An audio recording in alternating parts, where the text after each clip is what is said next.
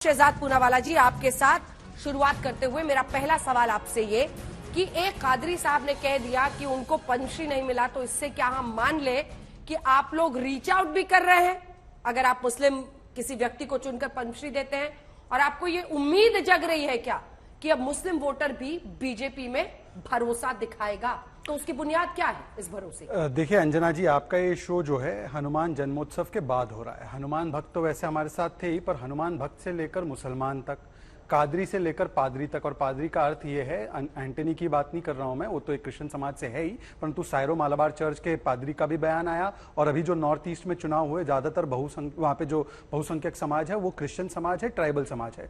हर जगह कमल क्यों खिल रहा है या कमल को क्यों अपनाया जा रहा है, और कादरी जी की बातों से ही उससे निष्कर्ष निकलता है। 3 निष्कर्ष निकलते हैं। एक कि मुसलमानों का और अल्पसंख्यकों का कांग्रेस और उसके इकोसिस्टम ने केवल यूज एंड थ्रो किया, बहुत कैरेट दिया परंतु काम कुछ नहीं किया। दूसरा कि भारतीय जनता पार्टी के विषय में, मोदी जी के विषय में एक भ्रम फैलाया गया जो गलत साबित हुआ। और तीसरा, जिस प्रकार से पद्मा अवार्ड पहले परिवार के कुछ लॉबीज को देते थे, आज वो पीपल्स पद्मा में तब्दील हो चुका है। परंतु देखिए, प्रमोद तिवारी जिस प्रकार की बातें करते हैं, वो कहते हैं कि उनको ये दिलवाया गया, मतलब कि कादरी जी का, इतने बड़े शिल्पकार का, बिदरी शिल्प का, कर्नाटका के पूरे सांस्कृतिक उनकी विरासत का एक अपमान किया गया है। ये पहली बात उनकी मानसिकता को झलकाता है। दूसरी बात मैं आपको बताता हूं, मुसलमान और अल्पसंख्यकों के लिए कांग्रेस ने आज तक किया क्या है? दंगों के अलावा कुछ दिया ही नहीं है। चाहे हाशिमपुरा, मीरठ, मलियाना, भागलपुर, मुंबई, अहमदाबाद, जलगांव, नेल्ली, दिल्ली। अब यहां पर हमारे भाई खड़े हैं कांग्रेस पार्टी से, इन्हीं के लोग कहते थे कि उद्धव जी सेना के स्वर्गीय पिताजी बाला साहेब ठाकरे जी को ये जिम्मेदार मानते थे मुंबई के दंगों के लिए। आज उन्हीं के साथ वो कृष्णा रिपोर्ट भी निकली थी, आज उन्हीं के साथ गठबंधन कर बैठे हैं। दूसरी बात मैं इनसे पूछना चाहता हूं कि 12-13 हजार लोग मारे गए, वो कांग्रेस के जमाने में मारे गए, केवल उनको कैरेट। और सच्चर कमेटी की रिपोर्ट उठा लीजिए, सबसे ज्यादा अगर खतरनाक स्थिति में कहीं मुसलमान था तो वो उन्हीं स्टेट्स में था जहां पर सो कॉल्ड सेकुलरिज्म की राजनीति चलती है। और आखिरी बात, आपके सवाल पे आते हुए मैं आपको बताना चाहता हूं, 2014 और 19 का मैं सीएसडीएस और बाकी डेटा लेकर आया हूं। 87 जो कॉन्सेंट्रेटेड डिस्ट्रिक्ट्स है माइनॉरिटी के, हम नहीं मानते ऐसे, पर ये क्योंकि उन्होंने UPA net 90 concentrated minority districts बनाए थे, उसमें से 45% जीत हमारी 2014 में हुई थी, 50% जीत हमारी 2019 में हुई थी। इसका मतलब लोकप्रियता बढ़ रही है। और क्यों लोकप्रियता बढ़ रही है, एक आखिरी लाइन में कहता हूं, जब मोदी जी शौचालय भेजते हैं ना, तो वो अंजना को भी मिलता है, एंड्रिया को भी मिलता है, आफरीन को भी मिलता है। जब 80 करोड़ लोगों को राशन देते हैं ना, तो मोहम्मद को भी मिलता है, मोहित को भी मिलता है, मैथ्यू को भी मिलता है। सबका साथ सबका विकास की फिलॉसफी चली है। और कर्नाटका में भी अगर 10 सेकंड आप मुझे दे दे, जो भी माइनॉरिटी 25-30% के इलाके हैं, मैं लिस्ट भी लेकर आया हूं, और ये उन्हीं के सीएसडीएस के ही आंकड़े हैं। सीएसडीएस ने बताया है, शिवाजी नगर जहां पर रोशन बेग एमएलए है, चामराजपेट, शांतिनगर, महबूब नगर, नरसिम्हराज नगर, ये सारे ऐसी 22-23 सीट है जहां पर बीजेपी का लगातार 5 से 10% वोट बढ़ा है। इसका मतलब मुसलमानों ने हमें एक्सेप्ट किया है, वहां पर माइनॉरिटी ने एक्सेप्ट किया है। गुजरात में 19 माइनॉरिटी सीट्स में 17 भारतीय जनता पार्टी जीती। उत्तर प्रदेश जो सबसे बड़ा मुस्लिम बाहुल, जहां पे सबसे ज्यादा है, मुस्लिम पॉपुलेशन सबसे ज्यादा है उत्तर प्रदेश में, मुस्लिम बाहुल नहीं है।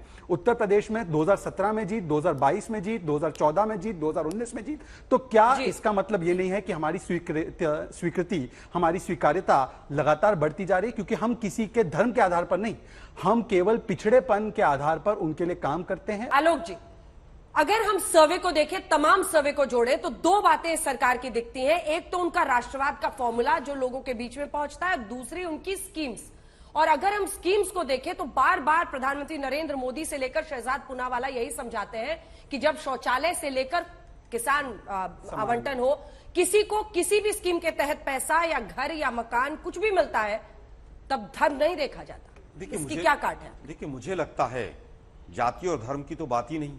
जब इतनी स्वीकार्यता हो गई तो राज्यसभा और लोकसभा में 303 सांसद पहुंचे, लेकिन एक भी उस समुदाय से नहीं पहुंचा जिसकी बात कर रहे हैं आप 14 में भी यूपी जीते, 19 में भी जीते, 22 में भी जीते, लेकिन एमएलसी कहीं से ढूंढ कर लाना पड़ता है कि कहीं एक कोटा पूरा कर दें। 2-3 लोग थे जो टीवी पर चेहरे नजर आते थे, आजकल वो भी गायब हैं। स्कॉलरशिप घटाने से लेकर और तमाम चीजें हमने देखी कि किस तरह से आज बयानों की अगर बात करूं मैं इसी समाज के लिए, क्या साहिब सिंह वर्मा के लड़के का बयान याद है आप लोगों को? क्या कहा उन्होंने? क्या वो रामजादे और दूसरा शब्द में नहीं लेना चाहता, उसको 6 महीने के बाद किस तरह से सांसद को केंद्र में मंत्री बना दिया गया। एक वो पशु के बच्चे की तुलना जो है वो इनके जो वीके सिंह साहब हैं उन्होंने की थी। तमाम ऐसे बयान हैं, मोदी साहब के तमाम बयान हैं जिनके बारे में अगर अब बात करने लगेंगे तो सुबह से शाम हो जाएगी। लोगों ने इनको वोट दिया, मुस्लिम समुदाय के लोगों ने भी इनके ऊपर भरोसा जताया, लेकिन आरएसएस और बीजेपी ने कभी भी उस समुदाय के ऊपर भरोसा नहीं जताया। और उसका जीता जागता प्रमाण यह है कि एक मंत्रिमंडल में एक मंत्री नहीं है आपके यहां पर, अगर है तो उसका नाम बताइए। एक सांसद आप संसद में नहीं पहुंचा पाते हैं। अगर इतना भरोसा आपका है उनके ऊपर तो आप उनको टिकट देकर आगे पहुंचाइए ना। एक व्यक्ति थे शहनवाज हुसैन, पिछली बार लोकसभा में उनका भी 2019 में टिकट काट दिया था। क्या ये सच है कि नहीं है?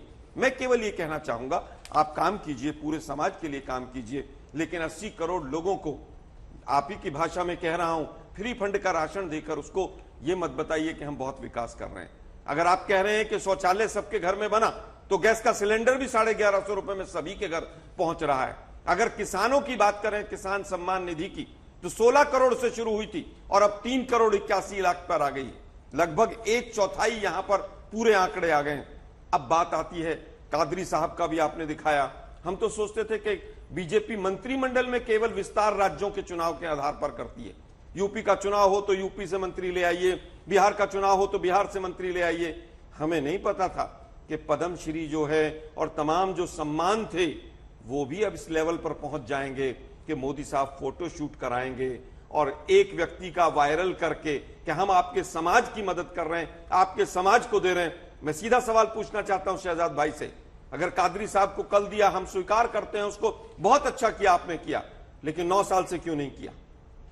क्यों नहीं किया? जवाब दीजिए शहजाद। अब 6 साल अटल जी की सरकार रही, तब क्यों नहीं किया आपने? मैं जवाब 15 साल में नहीं किया, अब किया क्योंकि कर्नाटक का चुनाव। सीधा पद्मश्री सम्मान पर अब सवाल खड़े कर रहे हैं, इस पर आप एक जवाब इससे दीजिए जिससे लोगों को भरोसा हो। और पूरे यूपी में एक आदमी नहीं मिलता आपको टिकट देने के लिए। प्रतिनिधित्व कैसे होगा उस धर्म का, उस समाज का? जी, मैं 10 सवाल इनके नोट किए, एक एक करके जवाब देने का अवसर दीजिए। इन्होंने कहा कि पद्मश्री, देखिए मन में जैसी भावना होती है ना, वैसी ही मूर्त सबको दिखती है। इसीलिए जिन्होंने पैसा दो और पद्मा दो का कृत्य किया वही समझते हैं। अब इन्होंने कई पत्रकारों को दिया पद्मा अवार्ड, क्या इसीलिए दिया क्योंकि उनको कोई मतलब निकालना था? पत्रकारों से पैसे देखिए सुनिए, क्या कादरी जी ने पैसे दिए? और देखिए अंजना जी, मैंने बीच में नहीं बोला, कादरी जी वो पद्मश्री लेकर, अंजना जी मैंने बीच में नहीं बोला। नहीं, बहुत बड़ी बात। आलोक जी, आप पहले अपना सारा वक्तव्य दे दीजिए, फिर मुझे अनइंटरप्टेड, जैसे मैंने आपको सुना। पत्रकारों के ऊपर अंजना जी, ठीक है, उत्तर दीजिए। लेकिन कादरी जी को आपका ये आरोप तो नहीं लगा रहे कि पैसे दे के लिया है? नहीं, मैंने नहीं लगाया, ये नहीं लगा ना, ठीक, बिल्कुल नहीं।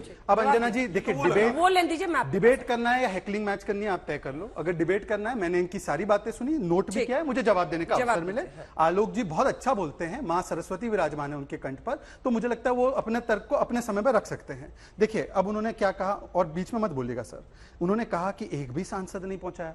गुलाम अली खटाना की गलती क्या ये है? वो पसमानदा समाज से आते हैं, वो गुजर है, उनको हमने राज्यसभा पहुंचाया और गर्व से पहुंचाया। परंतु जिन लोगों ने केवल मुसलमानों में भी केवल एक ही तबके को आगे किया और जो पिछड़े वर्ग से हैं, जो 90% है मुसलमान समाज के, उनको कभी नहीं देखा। आज वही मानसिकता और प्रवृत्ति नजर में आ रही है। उन्होंने कहा 2-3 टीवी से चेहरे गायब हो गए। साहब आपके सामने भारतीय मुसलमान, भारतीय जनता पार्टी सबसे बड़ी लोकतांत्रिक पार्टी का प्रतिनिधित्व करते खड़ा है आपके सामने। उन्होंने स्कॉलरशिप की बात की। अंजना जी आंकड़ा मैं रखता हूं, 2.33 करोड़ स्कॉलरशिप्स यूपीए 2 के जमाने में, एनडीए 1 में 2.37 करोड़, पोस्ट मैट्रिक स्कीम में यूपीए 2 में 23,000 पर स्टूडेंट को स्टाइपेंड, एनडीए में मतलब मोदी जी के जमाने में 26,000 रुपए स्टाइपेंड। बजट माइनॉरिटी अफेयर्स का 2013-14 में 3,500 करोड़, 2022-23 में 5,000 करोड़। एएमयू का बजट बीएचयू से भी 200 करोड़ ज्यादा, 8,420 करोड़ दिया गया, 125% उसको बढ़ाया गया 2020-21 में। जामिया का 81% बढ़ा 2021 में। ये आंकड़े हैं स्कॉलरशिप और पढ़ाई लिखाई को लेकर। एक सेकंड बात हो जाने दीजिए। फिर उन्होंने कहा कि एक भी मंत्री नहीं है अल्पसंख्यक समाज से। हरदीपुरी को अल्पसंख्यक नहीं मानते हम? क्या जॉन बार्ला एमओएस जो माइनॉरिटी अफेयर्स के, उनको अल्पसंख्यक नहीं मानते? और क्या केवल मुस्लिम ही अल्पसंख्यक है?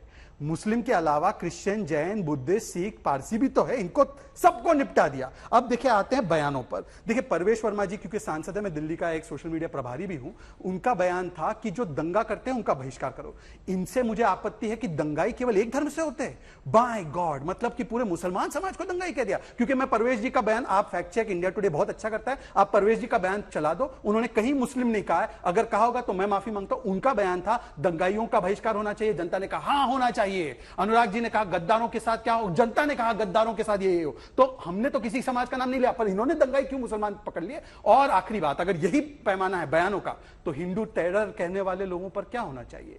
हिंदू तो आईसिस और बोको हराम होता है, ये तो समुदाय विशेष को टारगेट किया गया, उस पर क्या कहना है। और आखिरी बात देखिए, उन्होंने पद्मश्री को लेकर जो गंभीर टिप्पणी की है, इनका क्या कहना है कि कादरी जो बीद्र शिल्प के प्रतिपादक है और बीद्र समाज से और कर्नाटका के समाज से है, क्या ये लोग पैसा लेकर या कोई एक छोटा सा पॉलिटिकल गेन लेकर ये अवार्ड लेते हैं।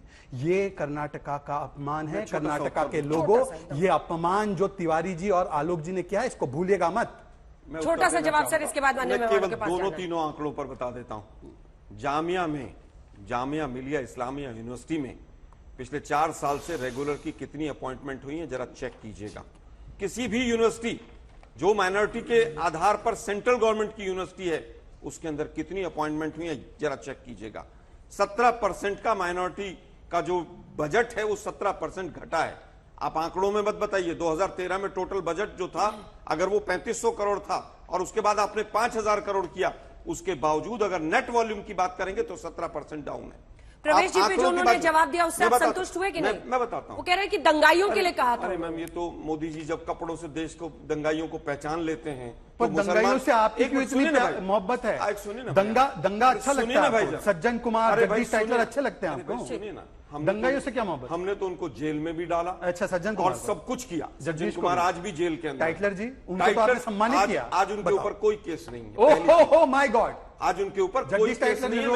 मैं अपनी बात पे स्टैंड करता हूं। पूरा कर ले। आज की तारीख में उनके ऊपर कोई केस नहीं है, अपनी बात पर स्टैंड करता हूं। सिख समाज सुने। अब मैं कहता हूं, आप दंगाइयों की बात कर रहे हैं। 96 सांसद ऐसे हैं आपके जिनके ऊपर हीनियस क्राइम का आरोप लगा हुआ है। अब आते हैं हिंदू टेरर पर। किसने कहा था, किसने थ्योरी दी थी? ये आर.के. सिंह ने। आर.के. सिंह ने प्रेस में आकर बाइट दी थी कि आरएसएस के तमाम लोग इसके अंदर इन्वॉल्व हैं।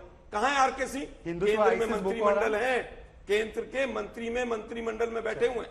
उनको हटाइए ना जरा।